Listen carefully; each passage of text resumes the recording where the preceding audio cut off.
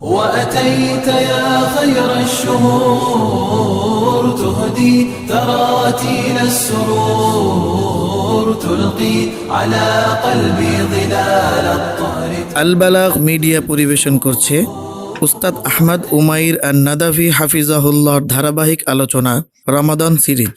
رمضان يا بدر البدور وأتيت يا خير الشهور تهدي تراتيل السرور. الحمد لله رب العالمين والصلاة والسلام على أشرف الأنبياء والمرسلين وعلى آله وأصحابه أجمعين.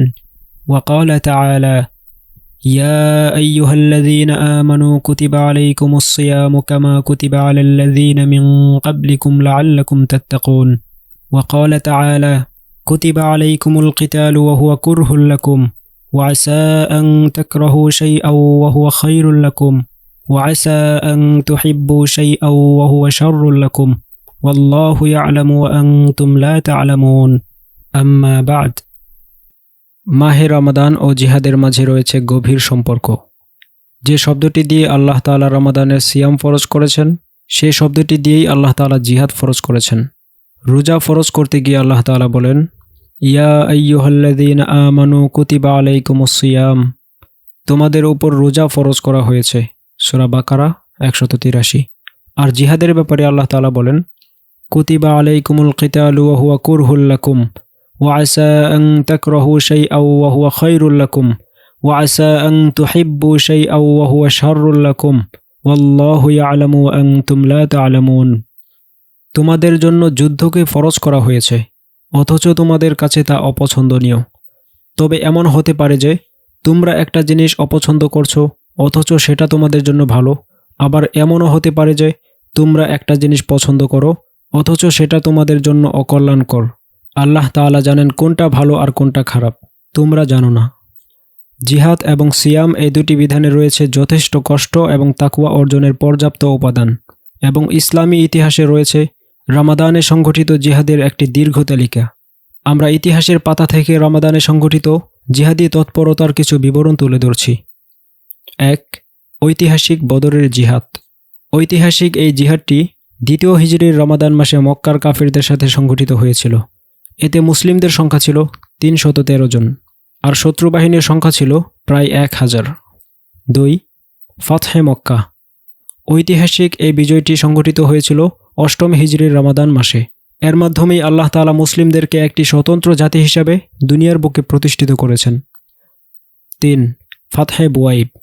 যুদ্ধটি সংগঠিত হয়েছিল 13তম হিজরির রমাদান মাসে ইরাকের কুফার সন্নিকটে, আর প্রতিপক্ষ ছিল পারসিক সেনাবাহিনী।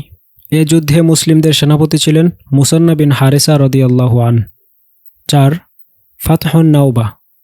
এটি সংগঠিত হয়েছিল সুদানের মধ্য, উত্তরে এবং দক্ষিণে অবস্থিত মুকিররাহ এবং উলওয়াহ নামক স্থানে আবদুল্লাহ বিন আবু সালেহ রাদিয়াল্লাহু আনহু এর নেতৃত্বে। এই যুদ্ধটি সংগঠিত হয়েছিল 31 হিজরির রমাদান মাসে। 5. বিলাদুশ শুহাদা। স্পেন ও ফ্রান্স সীমান্তে এই যুদ্ধটি সংগঠিত হয়েছিল 114 হিজরির রমাদান মাসে। 6. ফাতহে উমরিয়া। রোম সাম্রাজ্যের সাথে এই যুদ্ধটি সংগঠিত হয়েছিল 223 হিজরিতে। 7. আইনে জালুত। বাইসান এবং নাবলুস এর সন্নিকটে অবস্থিত আইনে জালুতের যুদ্ধটি সংগঠিত হয়েছিল 658 হিজরির রমাদান মাসে। 8. ফাতহে শাফহাব। তাতারিদের সাথে এই যুদ্ধটি সংগঠিত হয়েছিল 702 হিজরিতে। 9. ফাতহে কাবরাস। রোমান সাম্রাজ্যের সাথে জাজায়েরে আকাবেরে এই যুদ্ধটি সংগঠিত হয়েছিল 829 হিজরির রমাদান মাসে। 10. মারিকাতুল মানসুরা। ফ্রান্সের সাথে এই যুদ্ধটি সংগঠিত হয়েছিল 646 হিজরির রমাদান মাসে। 11. সারিয়া সাইফুল বাহার। রাসূল সাল্লাল্লাহু আলাইহি ওয়াসাল্লাম হামজা রাদিয়াল্লাহু আনহুকে 30 জন মুহাজির সহ শাম থেকে আসা এক কুরাইশি কাফেলাকে আক্রমণের জন্য প্রেরণ করেন। সেই দলে আবু জাহেল সহ 300 জন মুশরিক ছিল, কিন্তু মাজদি বিন আমরের মধ্যস্থতায় এই যুদ্ধটি আর হয়নি।